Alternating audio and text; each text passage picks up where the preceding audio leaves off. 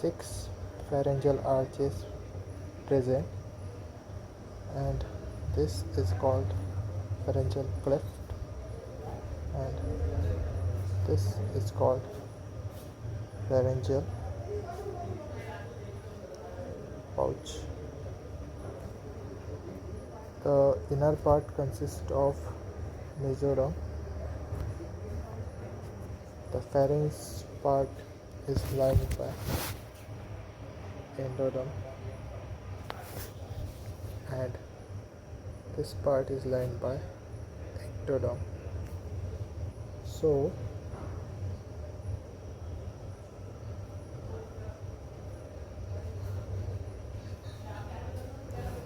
the pharyngeal arches have ectoderm components in them, so they will be forming components which are related to ectoderm, and the pharyngeal pouches will be forming the component related to endoderm, and pharyngeal cleft will be forming. So जो outer part होगा, that is the arches that will form mesodermal in origin, and will form structure related to it. The pouches will be endodermal and forming structure related to it. The cleft will be ectodermal और इसके related structure बनाएगा. और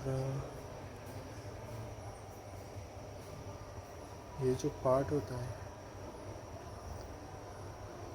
this is what we call the membrane, that is brachial membrane. और ये aquatic animal में या फिर vertebrates में rupture हो जाता है, forming gill clefts.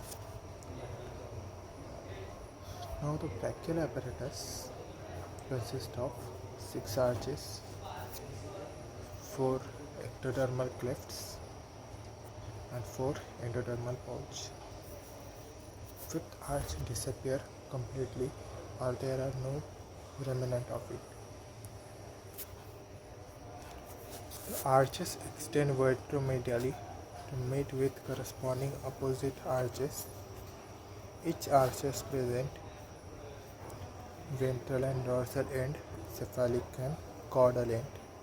The mesodermal cell of arches are pluripotent and differentiate into 4, that is arterial arch, and the brachial apparatus are responsible for development of neck, definitive mouth, pharynx. Now we will be talking about this part, which is often asked in Viva. Now this structure is called tuberculum impar. The structure below it, this is hypobrachial eminence. The structure below it, and the structure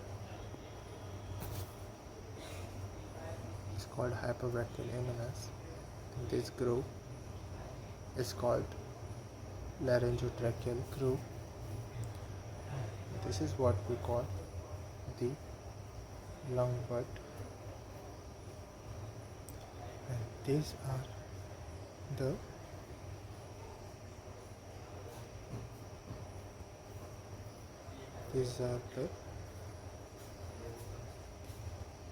brow, common cardinal veins. This will be dorsal aorta. This are this structure here is known as myotomes, from which muscle will be forming. This structure is notochord.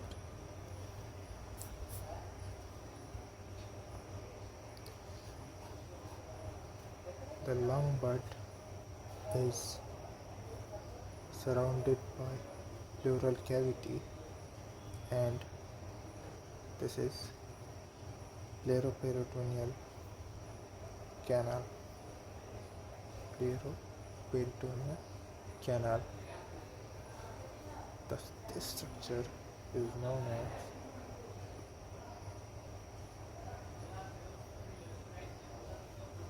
esophagus.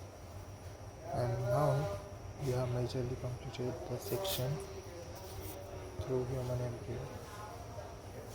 Now we'll be studying about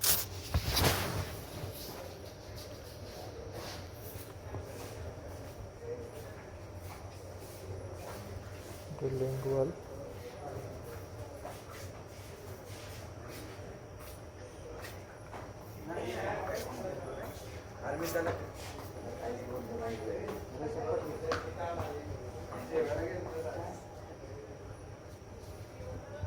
this is typical impact, and the entire terminal process derived from endodermal of foregut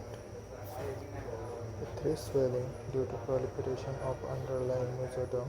They are lingual swelling, tubercle impact,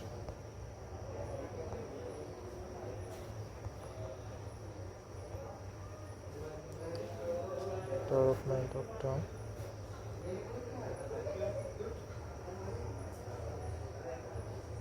grows forward and meet with each other, tubercle impact. These are here forward and meet over tuberculum impact. So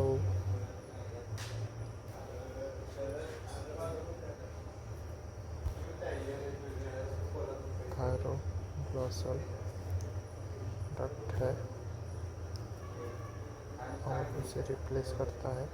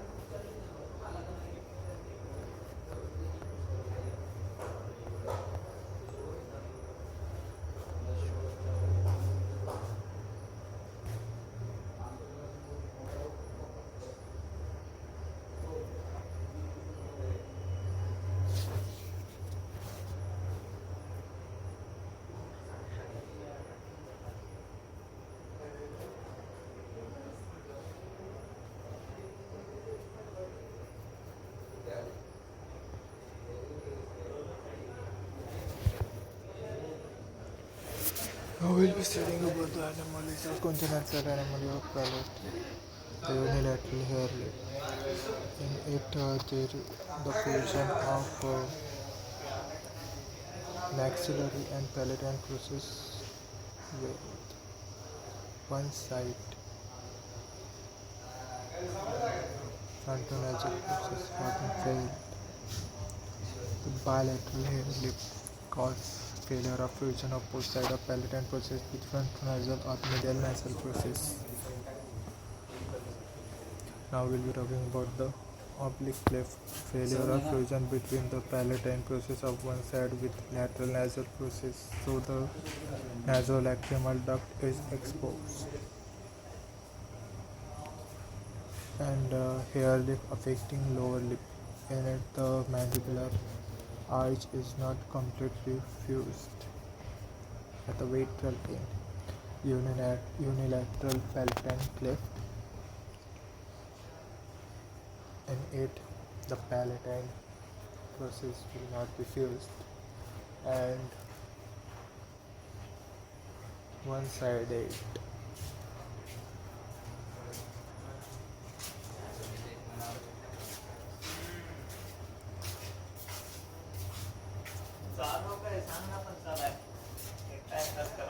With primitive palate, there is no cleft lip associated with